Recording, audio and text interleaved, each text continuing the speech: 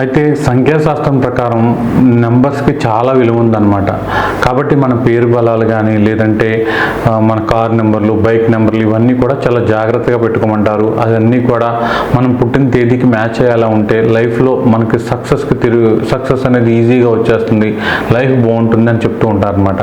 అయితే సంఖ్యాశాస్త్రంలో ఏ నెల అయినా సరే కొన్ని తేదీల్లో పుట్టిన వాళ్ళు డబ్బు ఎంత ఖర్చు చేస్తే అంత బాగా వస్తుందంట. అంటే వీళ్ళు డబ్బు దాచుకోవద్దని కాదు, కానీ వీళ్ళు ఖర్చు చేస్తూనే ఉంటారు, డబ్బు వస్తూనే ఉంటాయి.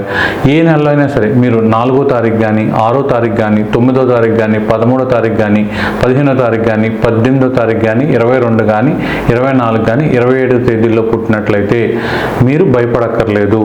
డబ్బుకు సంబంధించి ఇబ్బందులు వస్తూ ఉంటాయి, పోతూ ఉంటాయి, డబ్బు వస్తూనే ఉంటుంది. చనిపోయే వరకు కూడా డబ్బు విషయంలో మరీ దారుణమైన ఇబ్బందులు అనేవి ఈ తేదీల్లో పుట్టిన వాళ్ళు ఎదుర్కొనే అవకాశం చాలా వరకు తక్కువ ఉంటుంది.